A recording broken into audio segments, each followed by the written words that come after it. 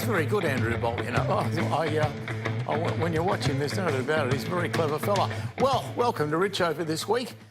Pretty good show because we open up with the Treasurer, Josh Frydenberg, and that's never a bad opening. And then from the sublime to the ridiculous, we'll go to London and talk about Brexit, which fascinates me. I mean, where have you ever seen a Prime Minister get knocked over every other Friday and she's still in the job and she still hasn't got a solution? So I'm fascinated. I never know where that's headed. And, you know, I try and follow it all the time, but I don't think anyone knows exactly where that's headed. It's a strange one, isn't it? Well, I'd have to say that we're about to talk to Josh Frydenberg, and before we do, it's worth noting that Frydenberg is looking like the last of the Mohicans down in Melbourne, because the problem for Josh Frydenberg is that so many Liberal seats have been lost, and it is becoming very much a Labor state. As you'd all be aware, in the state election, Daniel Andrews just swept the Liberals aside. He won seats that you just couldn't believe Labor could ever win, and he came very close to winning a couple that are ridiculous. And so you say to yourself, what's the future for the Liberal Party down there? And it's not much. I mean, there are very few state members left there, and federally they are in all sorts of trouble. I mean, the federal election, Labor only needs to win a couple of seats, and they'll win them in Victoria. Before they look at all the seats they can win in all the other places, Victoria will drop even more Liberal seats. There'll be virtually no one left. And remember, this is the home state of Sir Robert Menzies. This is where it all began. This is where the Liberal heartland once was. Now it's become by far Labor's best state, way in front of New South Wales, which used to be the jewel in Labor's crown. No longer. Victoria has taken that place and taken it well and truly. And I think it's just come as a slow surprise. It's just crept up on the Liberals. Overnight, it just kept on coming at them. And of course, if you look at them, they've had this aggressive attitude, you know, that Michael Kroger and others have noted about Michael's aggression. But the trouble is, the mob didn't like it much. And when you look at the future of the Liberal Party today, if you were somebody like Josh Frydenberg or Tim Smith, who's a mate of mine who's got one of the seats not far from Frydenberg, in the State House, of course, you say to yourself, what's the future for them? I mean, it's going to be an awfully long road back. Labor's already got 8 years, and you'd have to say it'd take another 8 years to get rid of them, at least, and there's no sign that that'll happen. So there's been a massive change in the way that Australia votes, and you just have to acknowledge the fact that things are not as they used to be. I think that's something that a lot of people in the Liberal Party have found very, very, very difficult, but there you go. It's just amazing to me at how low they've sunk down there. Now, I believe that the man of the moment is now finally ready to talk to us. Josh Frydenberg, welcome to the program. Good morning, or good evening. It feels like a morning. The mornings go into night and the night goes into morning. But it's good evening to you, Richo. Good to see you. So you can be forgiven for not knowing what time of day it is. It must have been pretty hectic for you the last 24 hours. It's been very intense, and obviously it's been weeks and months in the making. I've spent the last week down in Treasury, locked down with the budget papers, and obviously spent a lot of time with the Prime Minister and the Finance Minister over the period of the budget preparation, and of course yesterday's budget delivery, and from here on the budget cell. Yeah, well, you've got a big job, because one would imagine this is the last throw of the dice if you're going to try and win an election, because you've been well behind in the polls for a couple of years, not for a few minutes, and not just since Scott got the job, but obviously way back during Malcolm's time. It's been a long time since you were in front in a poll, hasn't it? It has, but obviously we started to get close a few weeks ago. But obviously the only poll that really counts is election day, and campaigns have a dynamic of their own. And Scott Morrison is an excellent campaigner, and it's clear that the public haven't warmed to Bill Shorten, even though he's been in the opposition leader's chair for some 6 years. The budget's a very important economic document. It sets Australia up as an economy for the next decade. Obviously, the return to surplus, the first surplus in more than a decade, is an important turning point for our budget, and it will enable us to pay down the debt we inherited from the Labor Party. There's also a very clear suite of measures in this budget to grow the economy, the most significant tax cuts since the Howard government, a skills package worth over $500 million to create 80,000 apprentices, and also the $100 billion of infrastructure that will see cranes and hard hats and heavy machinery across the country and across our cities. And because we've got a strong economy... I think that part of it, by the way, is very exciting, because it seems to me that if there's one thing we need to do, given we've got the tyranny of distance applying here, which makes it very hard to have fast trains and a whole lot of other things that other countries can have because they've got 100 million people beneath them, whereas we've got a handful. So I'm really excited by all of that. But I wanted to take you to something like the unemployed.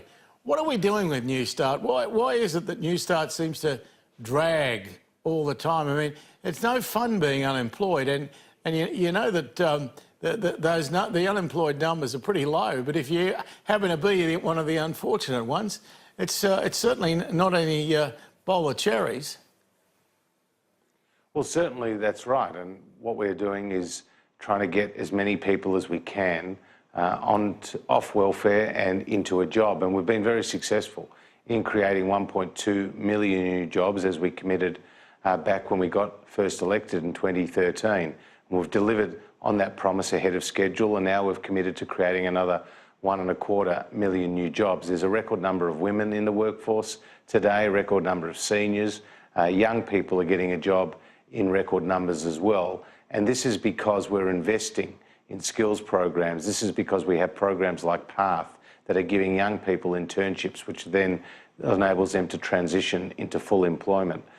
We've also got a series of programs to target high youth unemployment in regional areas. We announced in the budget 10 new training hubs, and of course the apprenticeship programs as well. So I think we're doing well in terms of our employment plans, and there is the unemployment rates come down to 4.9% and below that in the two biggest states of Victoria and New South Wales. But there's more to do. But in terms of New Start, it is indexed twice a year, and 99% of people who are on New Start are also on other benefits, like a family tax benefit, for example. And so we need to get people off New Start into a job, and that's what we're working to do. So I often wonder if Australia can continue to afford the family tax benefits. I mean, I know it'd be a hell of a risk to try and abolish them, but is that something that we're just not wealthy enough to do forever? Well, I think it is important to reward families and to incentivise them as well. You know, every family is different. You've got dual income families, you've got single income families. I can tell you that in this budget, there is a big reward for families where there are dual incomes. If you're a couple, let's say a teacher and a tradie earning $60,000 each, you'll get an extra $2,160 in your pocket in 13 weeks' time when you put in your tax return. That's a very significant amount of money, and that is money that will go towards your monthly mortgage or your quarterly energy bill or your yearly car insurance premium. And so this is what we've been able to deliver with a strong economy. It will also boost economic activity.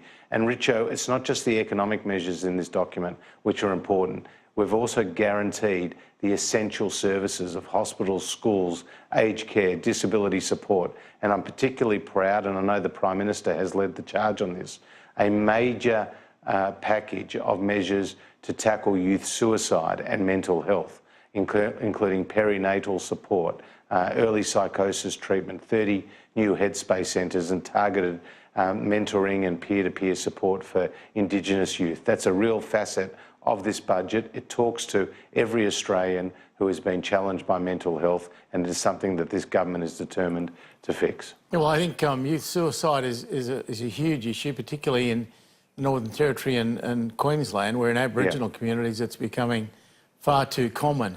And that's something we really do need to address. That's a huge difficulty. Can I turn to debt? which is the one thing you could say the government hasn't managed brilliantly over the last few years. How is that affected by last night's budget? Where are we headed on debt? Well, by announcing a surplus of $7.1 billion, we're putting the first payment back on Labor's debt. Let's not forget, when Kevin Rudd came to office, Richo, he inherited a pristine balance sheet. There was no government debt. In fact, there was cash in the bank. That was the achievement of Howard and Costello. Now, that money was squandered with $900 cheques to dead people and the pink bat scheme and a whole range of other wasteful measures. What we have done is reined in the rate of spending growth from around 4% when we came to government to under 2% today. We've also coupled that with tax cuts and growing the economy, and the number of the proportion of working age people who are on welfare today is now the lowest in 30 years, and the rate of spending growth in government spending is the lowest of any government in 50 years. So we now have been able to deliver a surplus. That's not an insignificant achievement. It's no accident. It's the product of disciplined decision-making. It allows us to pay back Labor's debt, and we will get to zero government debt by 2030. That's the projections, that's the surpluses over the forward estimates in the medium term, and that's the difference between us and Labor. Well, yeah, the only thing I would say about all of that is that you've got to remember the last 2 years of Howard and Costello, you were throwing money away with baby bonuses and stuff that was just rubbish as desperation when it looked like Rudd was going to win. Both sides do it, you know. It's not simply a Labor problem. Well, obviously, we're focused on lower taxes, and that's where the contrast will be at the next election, Richo. Bill Shorten is unashamedly increasing taxes by $200 billion. It doesn't matter if you rent your home or you own your own home, you're going to pay more. It doesn't matter if you're going to visit the accountant or buy a share or whether you're putting money into superannuation or running your own business. You will pay more under Bill Shorten. That's the fact of the matter.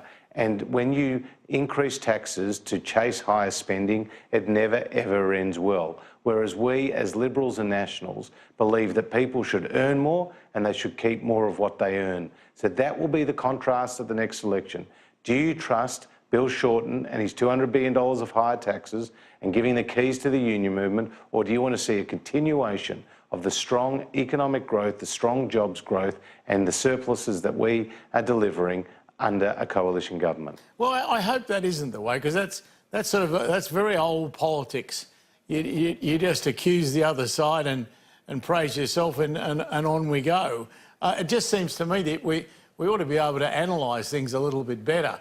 If the only thing Bill Shorten does is offer a $1 billion increase in taxes, he won't win the election, and yet he is a red-hot favourite. Why is he a red-hot favourite? Well, of course, we've had our own turmoils on our side of politics over the last year or so, but I'm not looking back, I'm looking forward.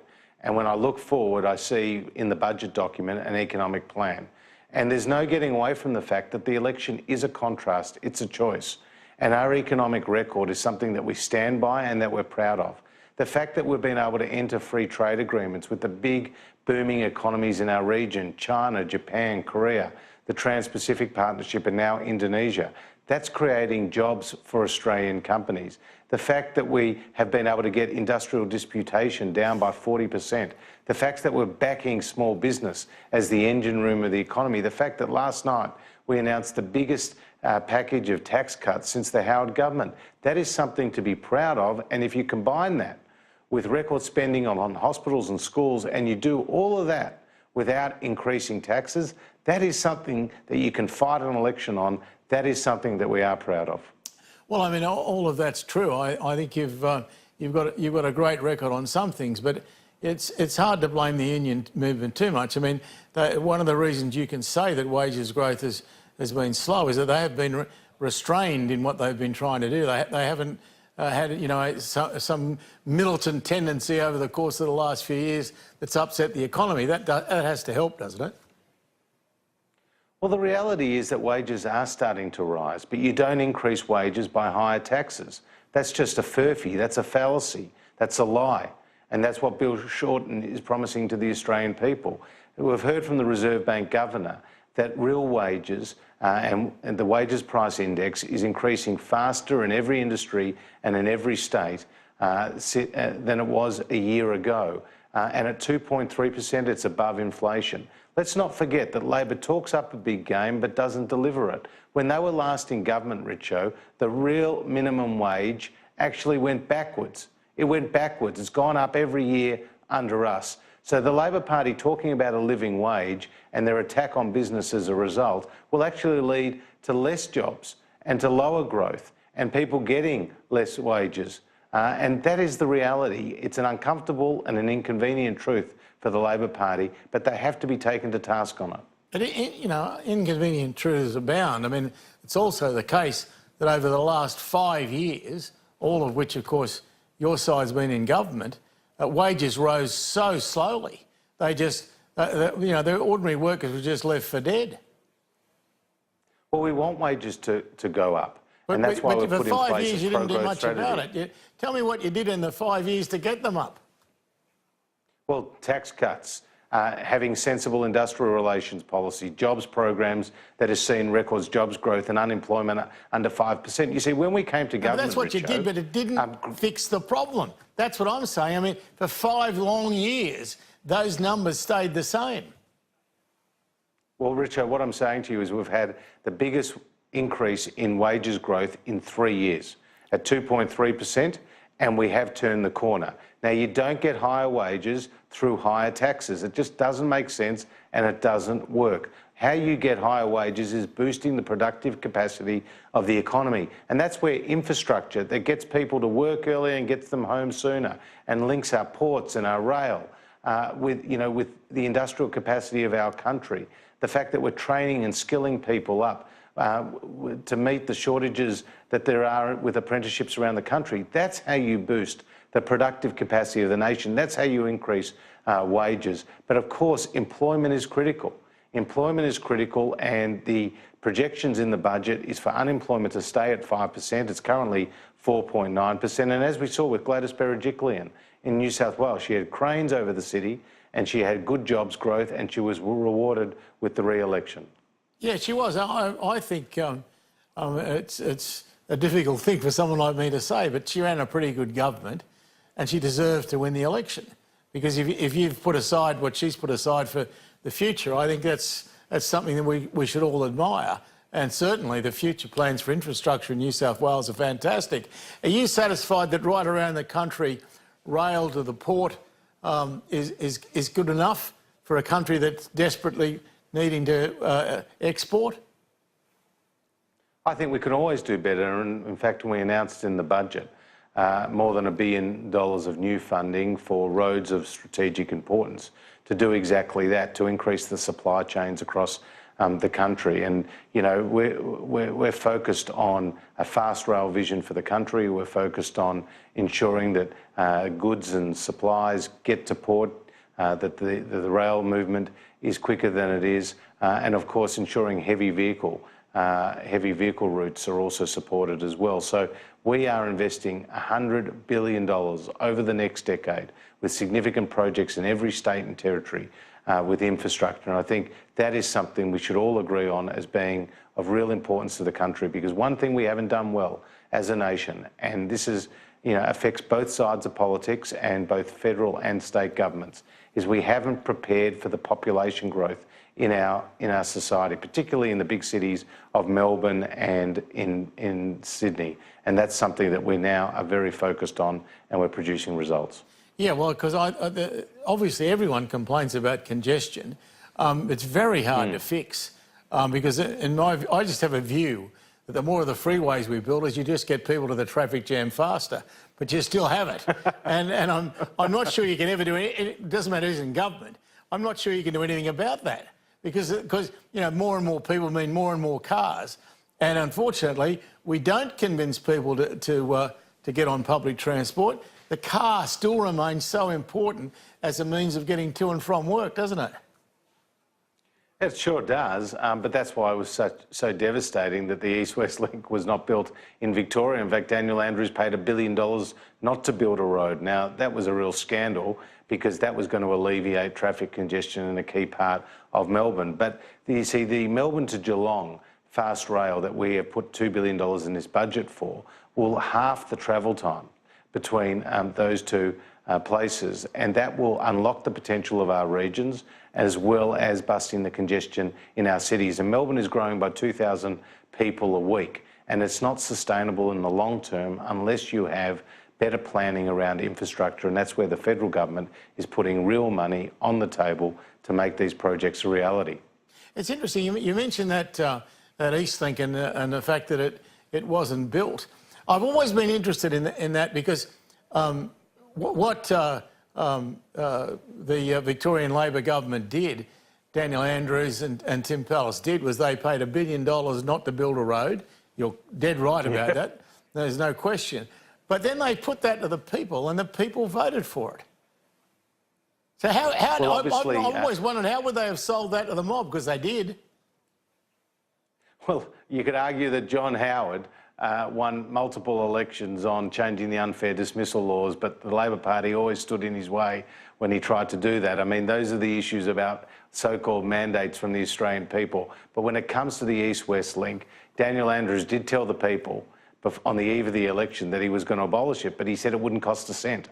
He actually said that. And what has happened is something very different. So the reality is the Victorian people have paid a heavy price for that, both in congestion but also financially. Now, I notice you've focused very much on the skills package in this budget. Are we doing enough? And tell me, explain to me the numbers who should be going to universities, the numbers who should be going to TAFEs and getting those sort of skills. Because I can get a lawyer, and there's millions of them, trying to get a plumber, and you're in real strife.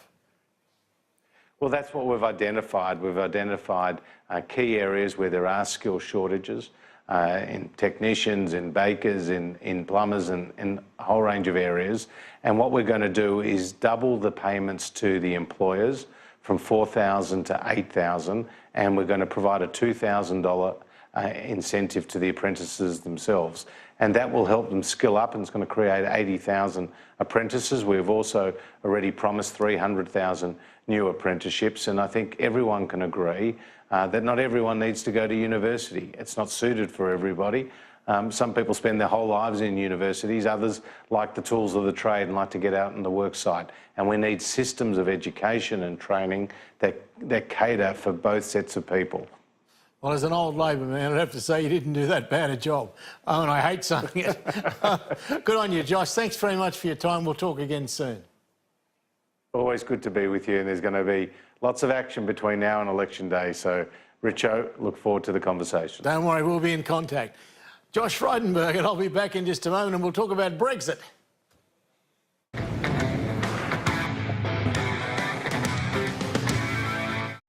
For your lustrous hair and luminous skin, for healthier nails, and for your great-looking hair. Now from Germany, there's great-tasting Handy Premix Silicia one-a-day sachets. Available now at these stores. They think we don't notice, but we do. Both sides of government selling our country, ports, airports and important infrastructure. Give these mugs a thong slap and send them on their way. Stop the sale. Vote 1, United Australia Party. Authorised by James McDonald for the United Australia Party, Brisbane. Try it before you buy. This cordless stick vac is just $95. Or just $98 for this powerful Hoover bagless. Steam Box half price $49. And just $99 for this deep cleaning carpet chair.